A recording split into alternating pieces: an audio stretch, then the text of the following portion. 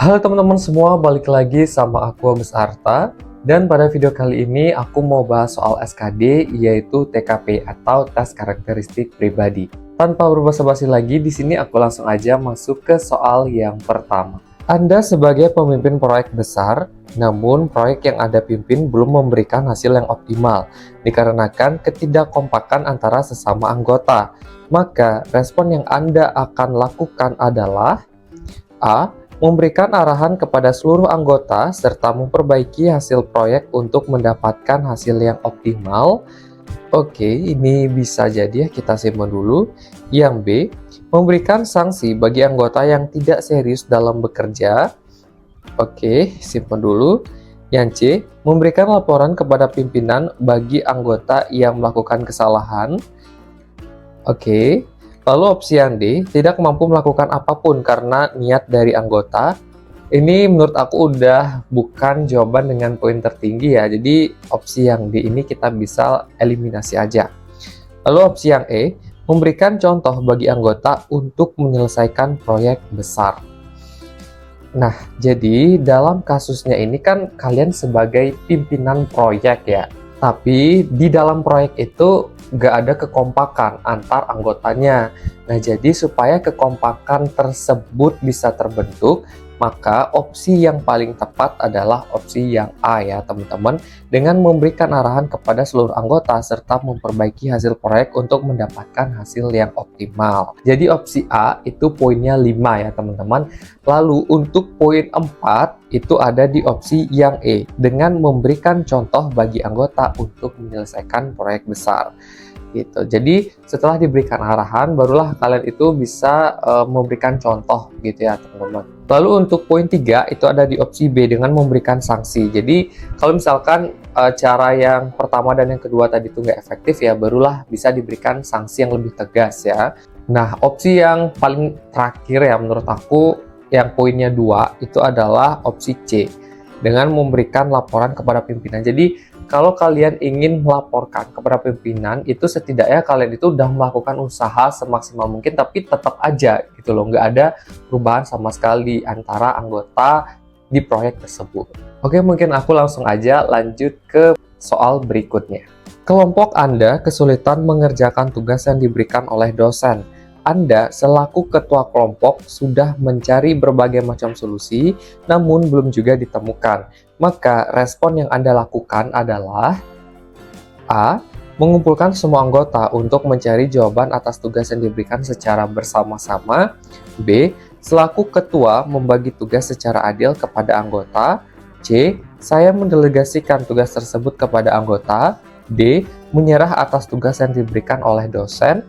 E. Melakukan konsultasi dengan dosen atas tugas yang diberikan.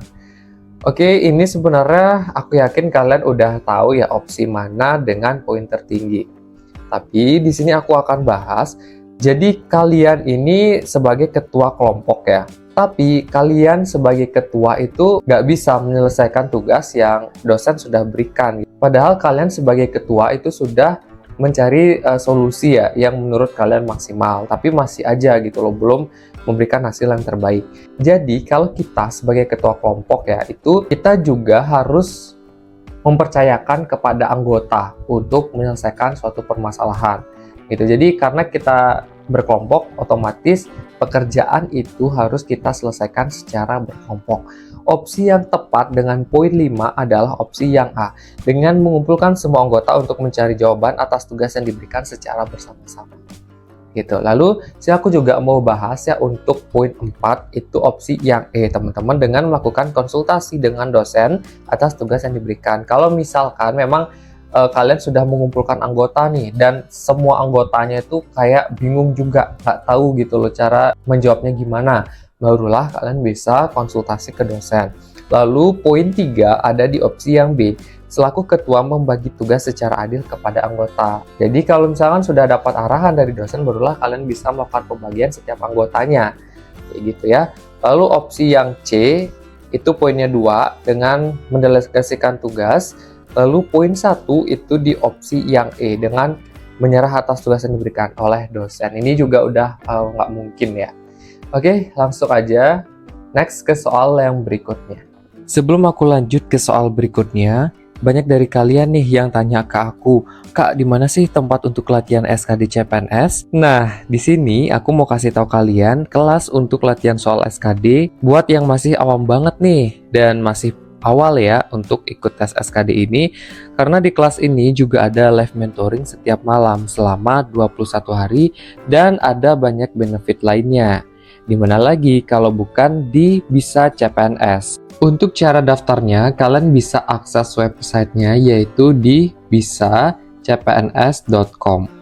Lalu kalian tinggal pilih garis 3 di pojok kanan atas, lalu klik masuk. Nah, kalau kalian belum punya akun, bisa klik daftar. Jadi kalian buat akun dulu ya, registrasi dulu.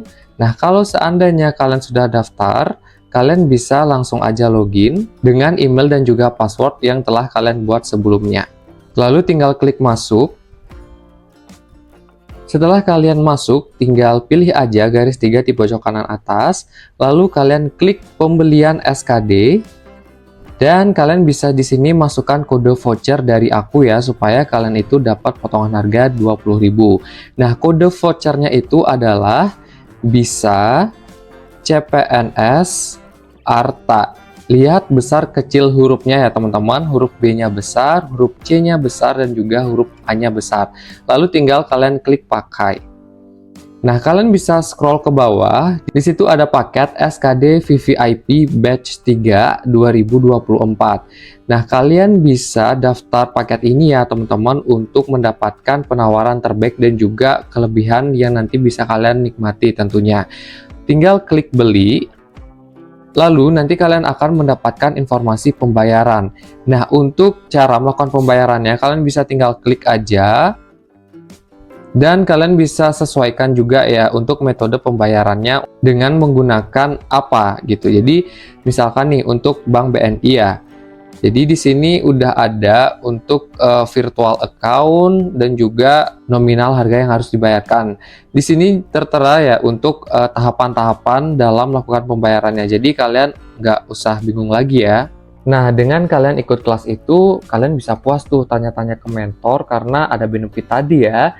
Dan kalian juga jadi lebih jago ketika mengerjakan soal saat tes nanti. Oh ya, buat teman-teman yang mungkin ada kebingungan terkait cara daftar maupun pembayarannya, bisa komen di bawah ya. Jangan lupa daftar. Anda diberikan wewenang menjadi panitia konsumsi. Dalam suatu kepanitiaan, terdapat beberapa panitia yang tidak efektif dalam bekerja, sehingga acara yang berlangsung belum optimal. Maka respon Anda, A. Tetap bekerja sesuai dengan ketentuan yang berlaku. B. Memberikan semangat kepada panitia yang lain untuk bekerja semaksimal mungkin. C. Menunggu panitia yang lain bekerja, baru Anda juga ikut serta bekerja. D. Berusaha untuk tetap bertahan dalam suatu kepanitiaan tersebut. E. Melakukan komunikasi antara panitia lain untuk menciptakan acara yang optimal. Jadi, berdasarkan soal, posisi kalian itu kan sebagai panitia konsumsi ya. Jadi kalian itu fokusnya nih ke konsumsi. Tapi kalian itu melihat gitu ya, ada panitia yang kerjanya itu nggak efektif. Akibatnya acara yang berjalan itu kurang optimal. Nah, jadi kalian itu nggak terlalu bisa berbuat banyak ya. Istilahnya kalian itu nggak bisa gitu loh mengambil alih untuk mengatur semua acaranya supaya berjalan dengan lancar. Karena ya posisi kalian sebagai panitia konsumsi. Jadi yang bisa dilakukan adalah dengan memberikan semangat kepada panitia yang lain untuk bekerja semaksimal mungkin. Otomatis opsi B itu poinnya 5 ya teman-teman. Lalu untuk poin 4 itu ada di opsi yang A. Tetap bekerja sesuai dengan ketentuan yang berlaku. Jadi ya ini yang aku bilang tadi ya, kalian itu nggak bisa serta-merta ikut campur urusan panitia yang lain gitu. Karena ya kalian tugasnya konsumsi. Tapi bukan berarti kalian itu nggak ada hak juga ya untuk membantu memberikan semangat kayak gitu. Lalu poin 3 itu ada di opsi yang E dengan melakukan komunikasi antara panitia lain untuk menciptakan acara yang optimal. Lalu poin 2 opsi D dan poin 1 di opsi yang C. Oke teman-teman, mungkin di sini aku juga mau kasih satu soal tambahan buat kalian.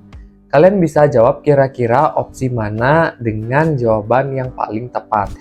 Jawaban kalian bisa taruh aja di kolom komentar yang ada di bawah. Nanti aku akan pin ya untuk jawaban yang paling tepat dan juga dengan alasan yang benar. Oke, mungkin sekian video dari aku. Terima kasih dan sampai ketemu di video berikutnya.